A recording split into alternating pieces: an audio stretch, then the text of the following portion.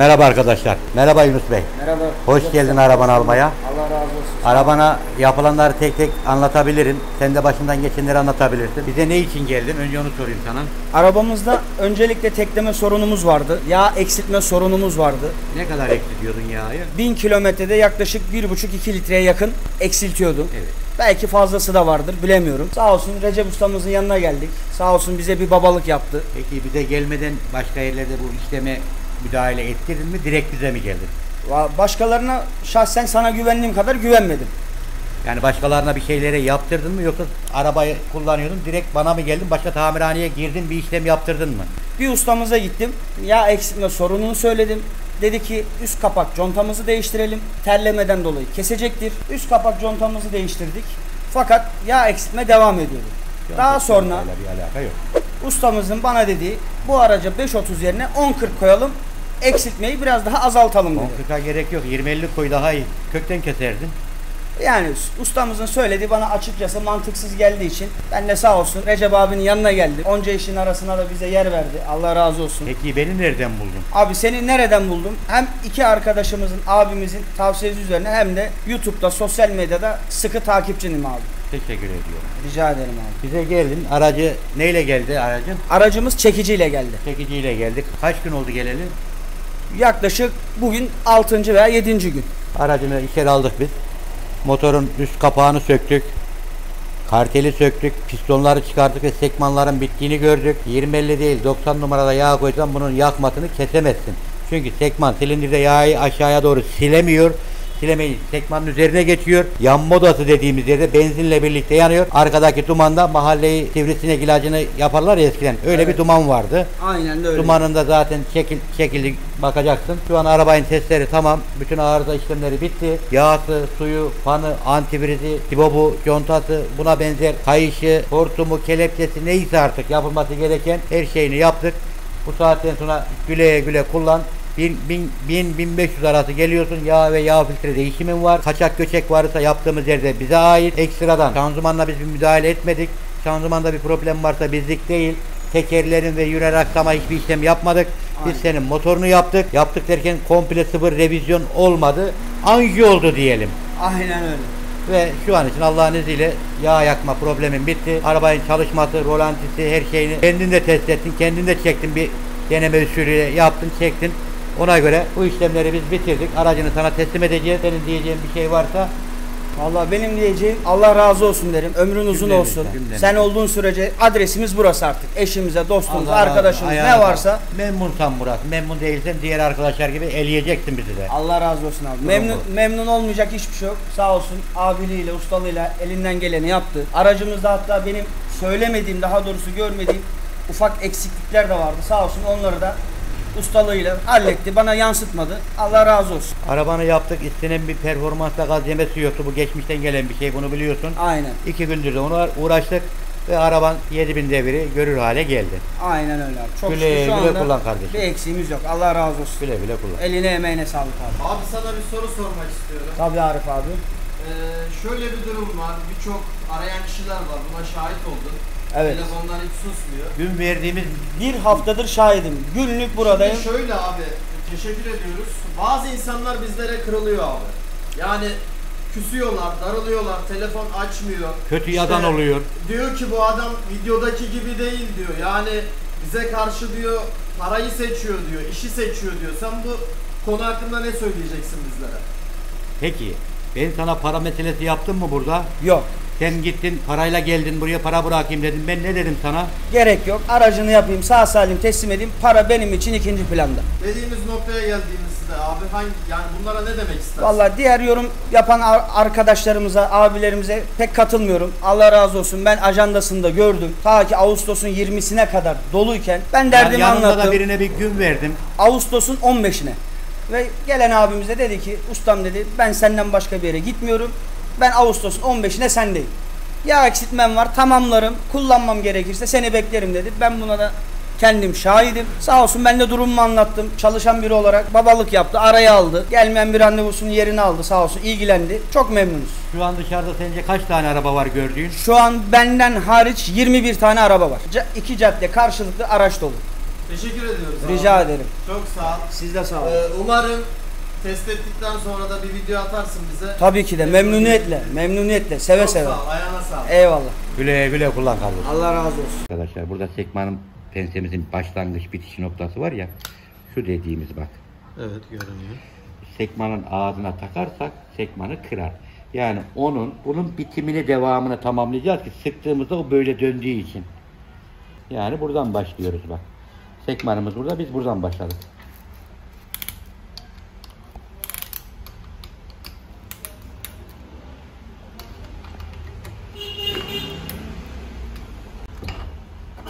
Son pistonda yerine gidiyor. Okumuza hemen bakalım baba. Evet, sol tarafa bakıyor, motorun önüne. Trigger bölümüne bakıyor. O şekilde. Bu da yine üst noktada olacak. Tabii kranga geçtiğine de dikkat etmemiz gerekiyor. Biraz önce krangı çevirdiğimizde Geçmesi için de şöyle bir şeyimiz var. Ona hiç değinmedik bak. neye baba? Kepin şekline bunu koyuyoruz. Hadi böyleyse veya böyleyse bak. Bak. Bu krangımız böyle olduğu için bu böyle gelecek. Dönük olsa girmez. He, anladım. Birbirine karşılaması Bak oraya yani. Yani bunu indirirken ben böyle koyuyorum. Ya böyle olsaydı geçmeyecekti. geçmez. Dikkat Böyle ediyoruz. olsa geçmez. Buna da dikkat ediyoruz. Önemliydi. Bu da yine en üst noktada kalıyor. Ve pistonlarımız artık kranga sabitlenmek için arabanın havaya kalkıp alttaki keplerin takılması gerekiyor. Gördüğünüz üzere 4 pistonumuzun da montajı tamam. Yağ yakmada en önemli etmenlerden biri sekmanlardır. Peki bu sekmanlar neden yağ yakar? Sekman çelikliğini kaybeder. Silindirdeki yağı sıyıramaz. Sıyıramayınca pistonun üstüne geçer, benzinle yanar. Artık sekman kırması olur, kırılabilir içerisinde. Aradan yağ kaçar, yağ yakar. Aradan kaçar derken diyecekler ki sekmanın ağzı niye kaçmıyor? Karşılıklı koyduğumuz için kaçacak yer bulamıyor. Bunun da temel sebebi Aşırı hızlanıp çıktığı için yağın birinden kurtulup diğerine geçme fırsatı yok. Sıyırıyor aşağıya. yani aşırı hararetten dolayı tel kıvamına gelen Evet. sekman yağ yakmaya başlıyor. Aynen. Yukarıya pistonun üstüne ateşleme yoluyla geçiyor. yanıyor. Bu yüzden dolayı yağ yakma olayı gerçekleşiyor. Önemli.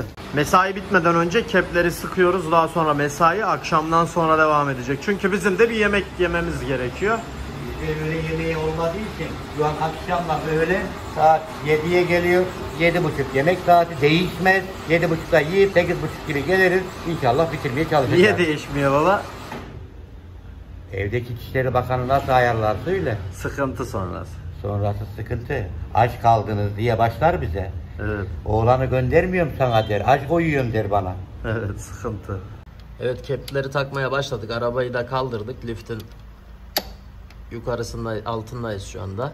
Aracın altında olduğumuzu da belirttiğimize göre keplerin 2 tane Torx-Tük cıvatasını sıkıyoruz. Ve bunları sıkarken yatak tırnakları birbirine karşı gelmesi gerekir. Evet, onu sökerken de değinmiştik. Bunlara dikkat ediyoruz. Önemli ayrıntılar. Keplerin birbirine oturduğunda zaten birbirini karşılıyor. Sanki tek bir parçaymış edası vermesi gerekiyor. Diğer tarafı, yani şu gördüğünüz noktayı arka tarafa taktığınızda bunlar tam oturmuyor. Kırıklı bir şekilde bakın. Birbirini tamamlayacak şimdi. Bakın bir parça gibi oldu. Bunlar da önemli detaylar tabii ki de. Taktığımıza göre 1 ve 4'ü krangı çevirmemiz gerekecek. 1 ve 4 en alt noktada olduğu için onların takımı kolaydı. Bunları takmak için biraz iç noktaya kadar girmemiz gerekiyor. Evet, babam başarılı bir şekilde tutturdu cıvatanın ilkini. Hemen şöyle yine gösterelim. İkinci cıvata da yerine geçiyor. Bunlar da özel cıvata herhalde. Tabii ki. Değişik bir kalın bir cıvata. Çelik cıvatalı. Çelik mi onlar? Bunu da tutturduğumuza göre son kep kaldı. İşte bu yandı. Şöyle ışığı tuttum. Biraz öne doğru. Öne. Heh.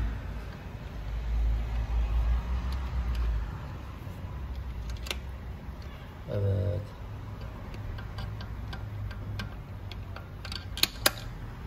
Son cıvata. Bu cıvataların da torklanması gerekiyor. Onu da söyleyeyim. Ezbere sıkım olmaz. Birazdan onları da sıkacağız. Şekli var böyle. Krank dönüyor. 2 ve 3. Biraz önce de bahsettik. Doğru. Evet, tork metreyi aldık. Cırcırlı bir tork metre sıkıma da aldık. Tabii ki bunu Almanya'dan sipariş bir dostumuz hediye etti.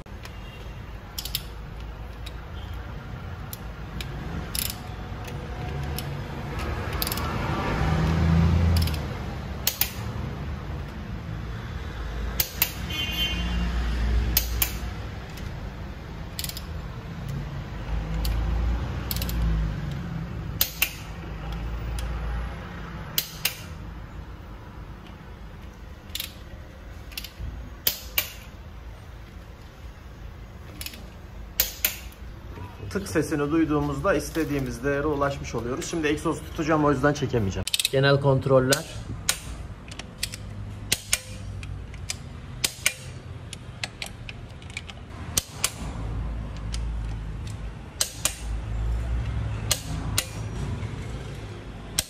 Tabii bunları sıktık da crank dönüyor mu, o da önemli. Eğer dönmüyorsa büyük bir sıkıntı yaşayacağız. Crank döndüğüne göre herhangi bir sıkıntımız yok. Torklandı. Civataları sıkıldı. Pistonlar da tabii şu an hareket ediyor. Yukarıdan. Volan kısmından da babam döndürmüş oldu. Tabii ki burada karter temizliği de şart. Eski sıvı contaları görüyorsunuz. Buradan da abimiz görsün aracını. Temizlikleri yapılacak. Gövde de temizlenecek. Yani buralar Yağ filtresini söküp, krank okuyucu sensörümüzü söküp buralar bir temizliğini yapıp bunun borlik contasını değişip takacağız. Çünkü burada yağ kaçağı var. Evet, su tapasını değiştirmiştik. Yüzeyin temizliği yapılmıştı. 2 tane blok tapa burcumuzu da yerine geçirdik. Daha sonra krom borumuzu da taktık. Burada fazla da değinebileceğimiz bir şey yok. Silindir kapağını üstüne attıktan sonra tamamlama işlemleri kalıyor. Tabii ki burada bir de silindir contamızın yenilendiğini söyleyelim. Silindir contamızın da belirli saplama değerleri var arkadaşlar. Torklama değerleri var. 25 Nm ile başlayıp 3.90-1.45 derece sıktığımızda saplamaları doğru düzgün sıkmış olacağız. Bu arada da değiştiğimiz parçalardan da sizlere yavaş yavaş bahsediyoruz ama motor komple şu an görüyorsunuz bayağı bir açık konumda. Silindir kapak contamız 2 tane blok tapa burcumuza geçtikten sonra yerine oturmuş oluyor. Su kanallarına ve yağ kanallarına dikkat etmemiz gerekiyor. Yoksa sıkıntı yaşayabiliriz. Şimdi silindir kapağımız manifoldla beraber gidiyor. Toplama aşamasını çok fazla gösteremedim ama sizler arkadaşlar egere valfinin üstünde bulunduğunu, termostatın ve emme manifoldunun olduğunu söyleyeyim. Şu an ben geçiyorum.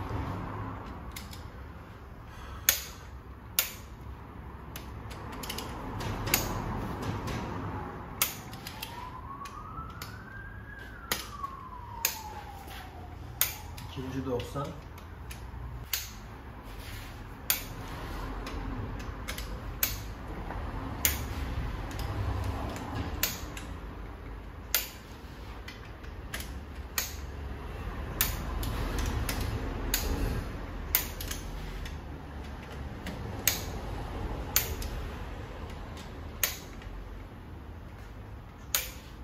Şu an 90 bitti.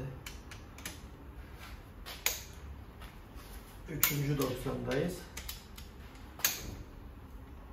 2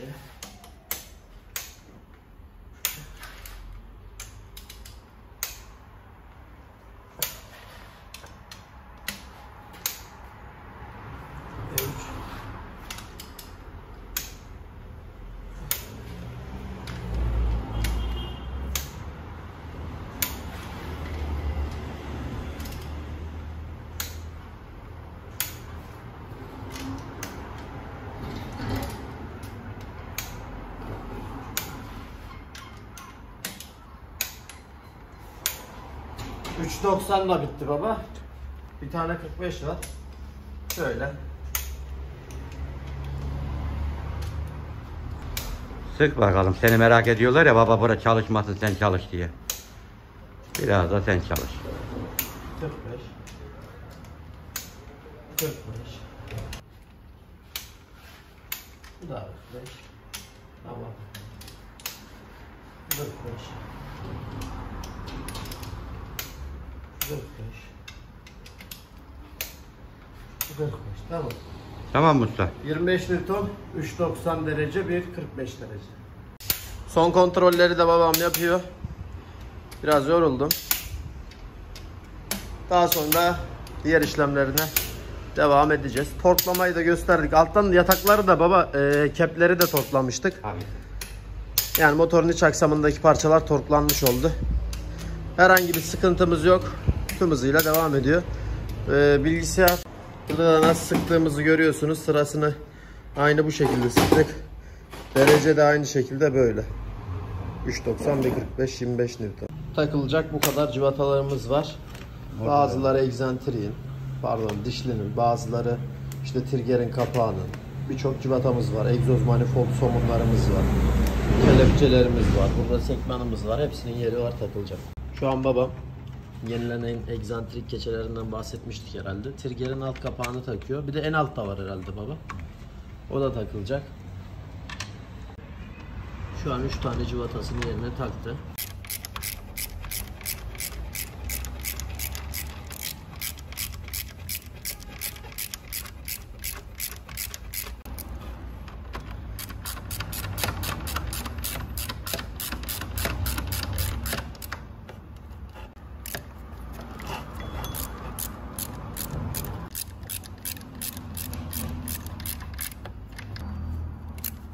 Evet, dişlilerimiz geliyor. Bir egzantrik okuyucusu var birinde. O da egzoz tarafına geliyor galiba. Embeksiz olarak ayrımı var. Okuyucu da burada. Bunların cıvatası da şu ikisi. Cıvatasını takıyoruz. Hemen bir diğer dişlimiz. Tabii kama olduğu için yerini bulmamız daha kolay. Yerine oturması gerekiyor. Tık diye oturduktan sonra cıvatayı yerine takıyoruz.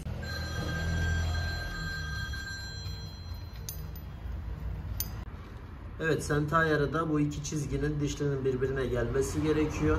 Yani fabrikanın vurduğu çizgilerdir bunlar. Şöyle net bir şekilde görünüyor arkadaşlar. Birbirine bakarken krankta çizgisine bakması gerekiyor. İyi de. Şu an iyi baba, iyi aynen. Dişli de birbirini karşıladı. Teker olduğu için tam çekemiyorum. Görüyorsunuz altın ayarı da tamam, krank bölümü. Kayışı ver yukarıdan. Trigger setimizi de taktık. Görüyorsunuz arkadaşlar. Yenilenen kayışımız. Şimdi burada bir değineceğim husus. Şöyle sağ taraf motor kulağı.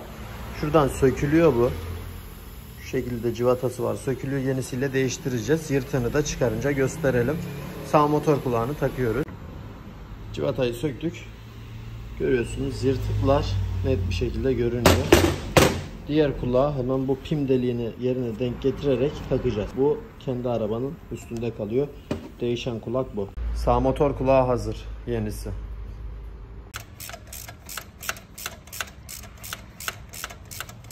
Buraya göre gövdemiz var.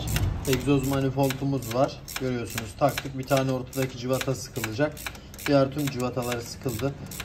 Sağ motor kulağı takıldı, trigger kapağı takıldı. Soldan dediğim gibi egere gövdesiyle beraber üstünde de termostat var. Termostatta bir değişikliğe gitmedik usta. Yok. Termostatta herhangi bir değişikliğe gitmedik. Bunun dışında 4 tane civatası var. Alttan da şu gördüğünüz krom boru da 2 tane civatayla o gövdeye sıkılıyor. Bunu da bilgisini verelim. Bu boru komple devir daimden geliyor. Evet. Şöyle uzanan bir boru ve burada devir daim bölümü var. Antifriz konulurken saf su ilavesi şart ve antifrizin eğer konsantre ise hepsini koymamamız gerekiyor. Yoksa görüyorsunuz bu tarz paslanmalara, kimyasallaşmalara sebep verebilir. Egzoz manifoldunu sıktık. Bir tane civatamız var. Onun dışında herhangi bir şey kalmadı. Yavaş yavaş toparlıyoruz. Buradan radyatörden gelen termostata giren bir su hortumumuz var. Bunun kelepçesi var şu şekilde.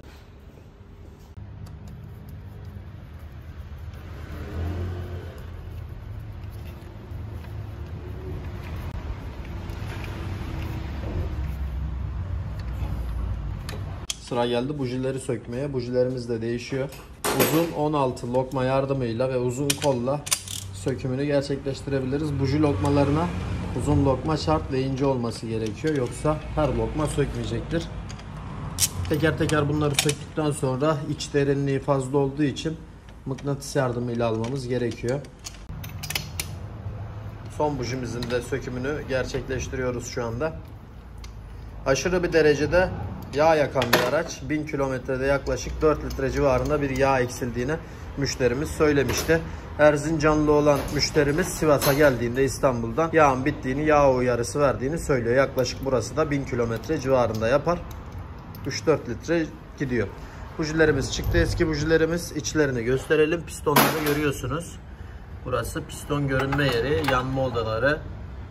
Böyle gösterelim. Evet, yeni ateşleme bujileri kutusundan çıktıktan sonra şöyle.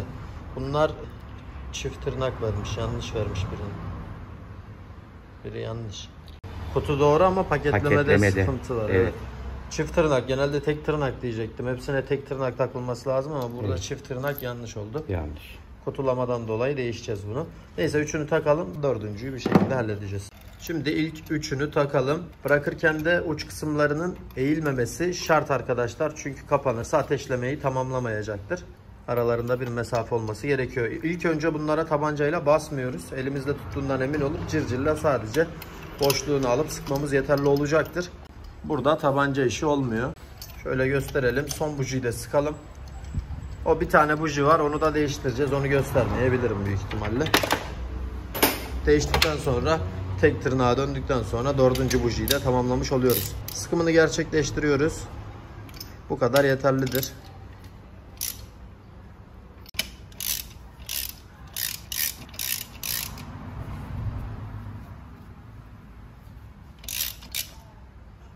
Burada kimse yok.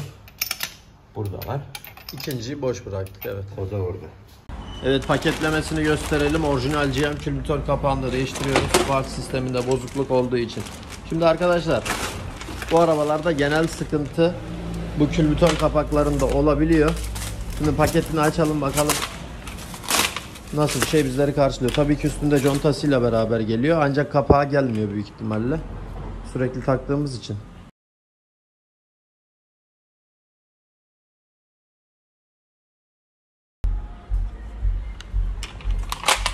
Kapağı yok dediğim gibi baba. Kapağını koymuyorlar. Eski kapağı kullanıyoruz. Şimdi külbütör kapağını takalım.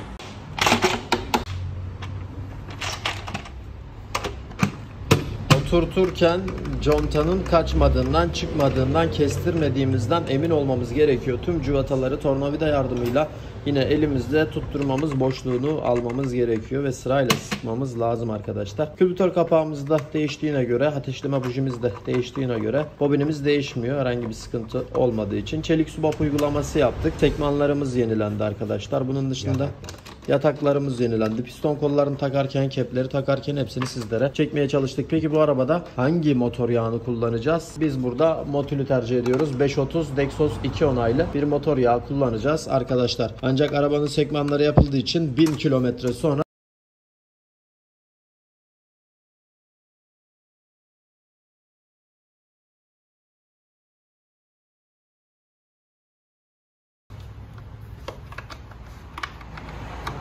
bu cıvataları istesek de yani çok fazla sıkamayacağız. Neden? Çünkü altında bunların plastiğin içerisinde burçlar var. Burçlara dayandığı zaman çok fazla sıkamıyoruz. Bu burçların sebebi de plastik olduğu için aksam cıvatayla plastik sıkıldıkça plastiği kırma ihtimalinden kaynaklı burçları koymuşlar. Hem de burçlar cıvataları tutuyor. Kapağın üstünden düşmüyor diyelim. Böyle de bir özelliğimiz var. Teker teker hepsini sırayla sıkıyoruz ve külbütör kapağının da montajını gerçekleştiriyoruz. Gördüğünüz gibi hepsini çok fazla sıkıp geçmiyoruz. Hafif sıkıyor babam, tekrar diğerine geçiyor. Hafif sıkıyor, diğerine geçiyor. Bunu da söylemiş olalım. Ateşleme bujilerimiz tıktığımızda alttaki kapağı da sıkıyor. İki cıvata da ateşleme bobinine geliyor diyelim. Üstündeki bobin GM. Herhangi bir değişikliğe gidilmedi bu parçada. Bu da yenilenen su hortumu. Uydurulmuş bir su hortumu diyorduk hatırlarsanız. Orijinaliyle alıp değiştiriyoruz. Bu bizim termostatımıza kadar gelen boğaz kelebeğine giriyordu galiba baba. Evet. Termostata geliyor, boğaz kelebeğine giriyor diyelim. Geçmişti. Önceki Hatırlıyoruz buradan ama bu buradan ve buralara oturarak gider. Evet, yerine oturduğunda gösterelim. Termostat girişi.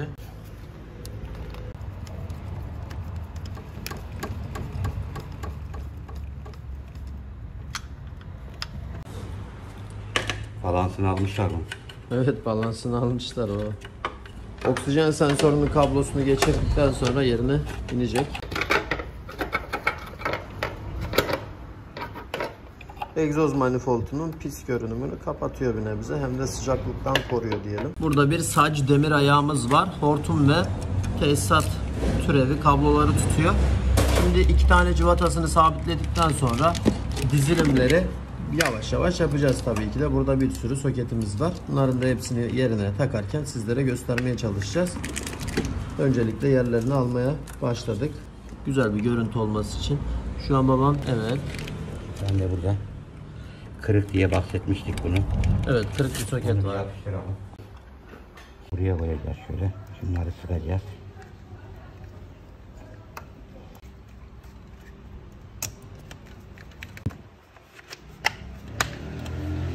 Oksijen sensörü geliyor. Hemen burada da fişe.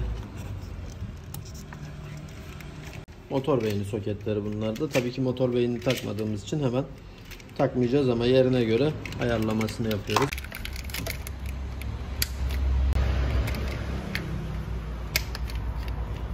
Gördüğünüz üzere bir motor görünümüne kavuştuk. Bayağı bir tamamladık aracımızı. Az işlemleri var. Daha sonra marşına, çalışmasına tabii ki bakacağız nasıl olacak. Tabii altta karter var. Takmadık onu.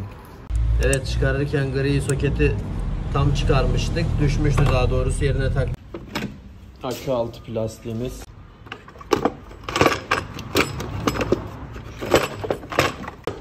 Civata ver arkandan.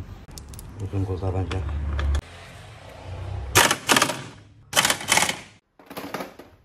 Evet baba. Burada bir sac ayağımız var. Sac ayağımıza su hortumumuz geçer. Üstüne de bu geçer. Burada böyle yakışıklıca durur. Akü kelepçemiz. Akü takalım mı? Tabii. Boğaz kelebeği tamamlandı. Soketini taktık. 2 tane giriş çıkış hortumları vardı. Motor beynimizi taktık. Temizliğini de evet yıkadık biraz önce. 2 tane soketi taktık, beyine giren sağlı sollu. Ancak şunu unutmuyoruz. Burada da bir şase kablosu. Bunu takmazsak araba maalesef çalışmayacaktır. Benzin hortumunu taktın mı baba? Evet. Takılmış. Burada gördüğüm V kayış eksik. Matkap ve tel fırçadan sonra yıkama işlemini de gerçekleştirdim. Yüzeyin temizliğini görüyorsunuz. Bayağı bir uğraştırdı ama sildim şu anda. Yine bir kere daha sileceğim. Daha sonra sıvı conta işlemi yapacağız. Ve karteri artık takacağız arkadaşlar. Yağ çubuğumuz da burada. Buna da dikkat ediyoruz geçirirken. Egzozumuz var. Egzozu üstten katalizörü bağlantısını yapmıştık. Alttan egzozumuzun 3 civatası var. Onun dışında da herhangi bir değişikliğimiz yok. Burada da babam tabii ki de temizliğini yaptı. Burada yine tel fırça yardımıyla karterin temizliği gerçekleştirildi. Bakın bayağı bir bu da temizlendi. İşlemler devam ediyor. İçi ve dışı olmak üzere komple temizlikleri yapıldı arkadaşlar. Benzinle yapıldı. Bunun da altını çizelim.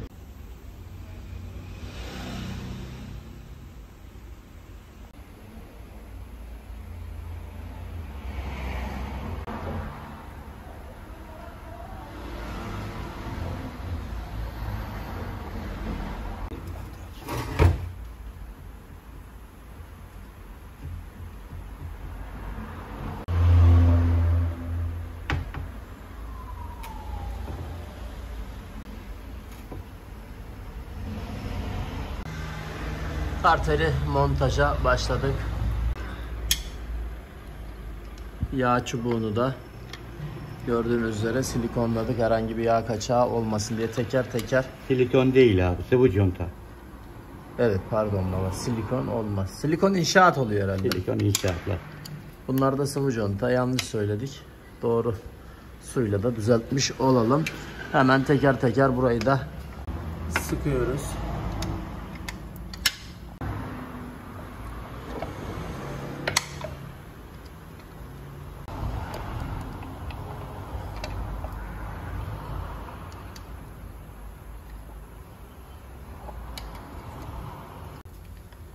Daha civatadaki sıvı contalar yeni.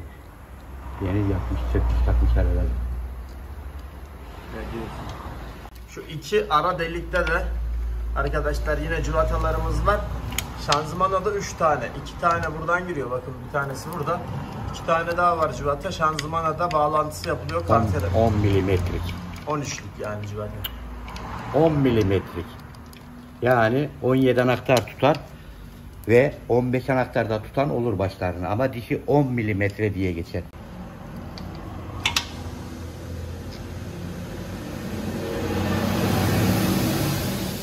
Gördüğünüz kranktaki boya değil arkadaşlar. Yani birkaç arkadaşımız boya yazmış da bu orijinal fabrikasyon yeri, biz belirgin olsun diye yaptık.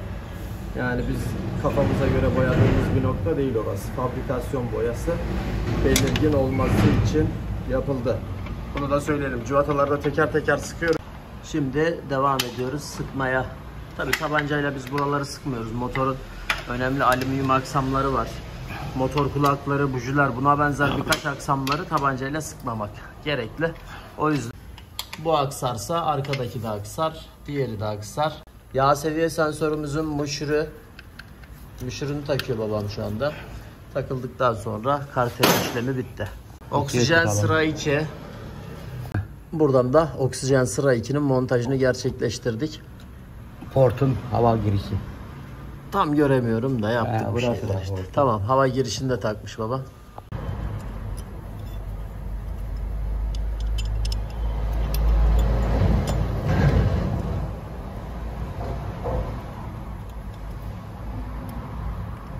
O da demir tutucu ayak herhalde. Motor blokunu emme manifolduna sabitleyen Evet, motor bloğu bağlantı ayağı, ve emme yeşil manifoldu. siyah tors istiyorum. Hadi. Milimetrik diye bahsettiğim civata, ama normalde standartlarda bu civatayı 10 milimetrik, 15 anahtar tutan civatacılarda satılan civata değil. O orijinallerde çıkar. Dişi aynı, başı 17 anahtar tutar. 15 değil. Civata olduğu için. Ama bu Aynı dişte civatacı da olsa 17 mi? 17 tutar. Ona da 15 10 milimetrik denir.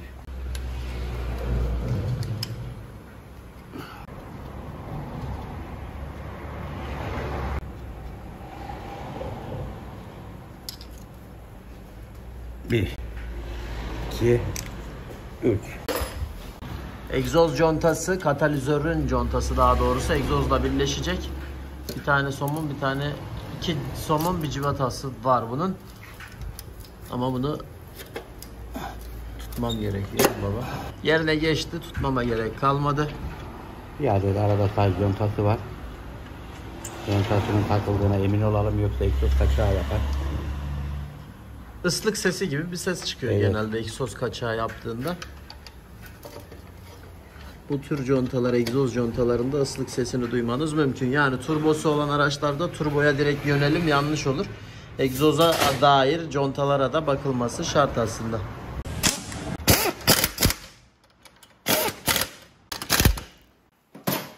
Daha ne? Cırt kelepçe ile sarkan birkaç tesisat kablomuz var. Bunları da sağlamlaştırmak adına cırt kelepçe ile bir araya topluyoruz. Az çok da görüyorsunuz zaten.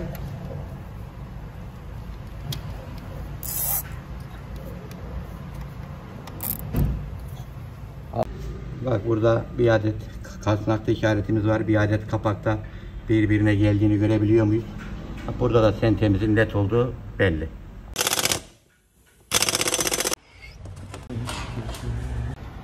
Buradan da V kayışını takacağız. Tabii ki biraz dar alan zor. O yüzden gösteremeyebilirim ama şöyle çekeyim. Klima kompresörü. Sen bas, ben çekeyim baba. Evet, oturdu. Tüm kanallara geçtiğinden emin olduktan sonra V kayışı da tamam. Trigger'in alt kapağı tamam. Krank kasnağı tamam. V kayışımızın yine tamam olduğunu, alttan motor yağ karteri, yağ çubuğunun girdiğini görüyoruz. Egzozumuzu tamamladık. Alttan şanzımanla alakalı bir sıkıntımız yoktu. Şöyle yine bir bakalım. Oksijen 2, lambda sensörü 2. Onun dışında emme manifolduyla motor bloğunu birbirine sıkan demir ayağımızı da taktık.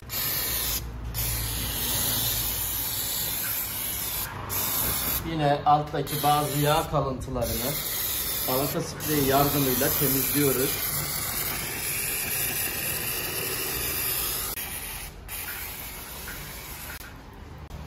Daha az bir bekle, benzinde olsun. Bas.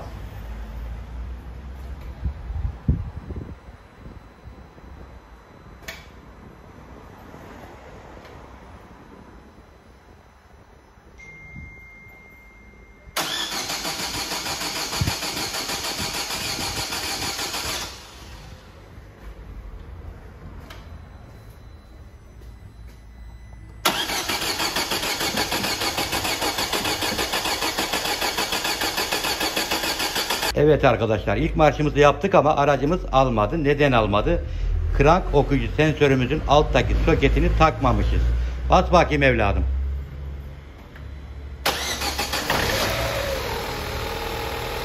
Evet. Maşallah maşallah. Aracı çalıştırdık, gördüğünüz gibi çok güzel çalışıyor. Sıfır sarsıntı diyebiliriz. Şöyle bir koyalım bunu da.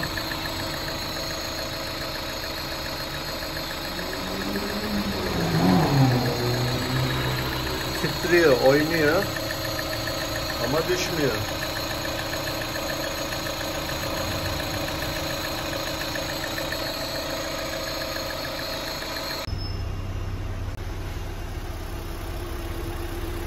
Evet, artık liften çıktı aracımız.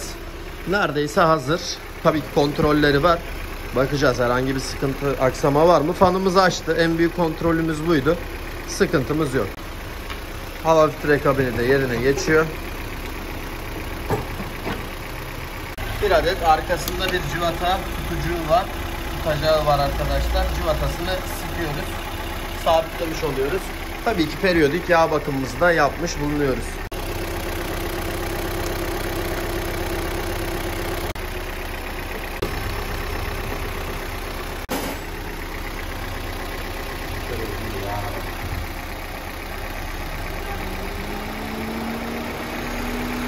Fan açtığında bile düşmüyor baba. Güzel.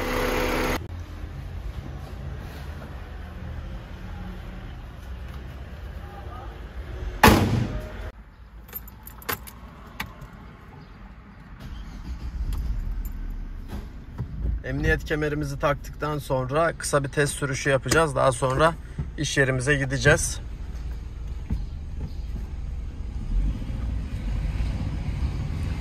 Tabii ki genelde test sürüşlerinde böyle sakin yerleri tercih etmeye çalışıyorum. Genellikle de burası çok sakin oluyor. Yine ufak tefek arabalar olsa da diğer yerlere göre daha iyi.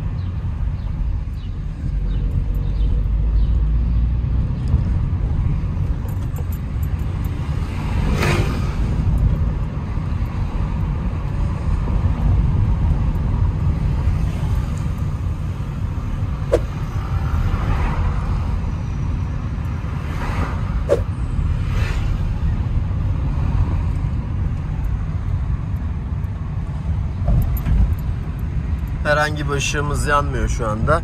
Aracın kilometresi de 174.000 olduğunu tekrar söyleyelim. Videomuzu beğendiyseniz kanala da abone olmayı unutmayın ve videoyu beğenmeyi de unutmayalım. Çünkü uzun uğraşlar ve emekler içerisinde bu videolar çekiliyor. Ayrıca montaj aşamasıdır derken bayağı zahmetli bir iş ve sizlere de bunları izlettirmeye çalışıyoruz. Umarım beğenirsiniz. Onun dışında da testimizi de tamamlamış olalım.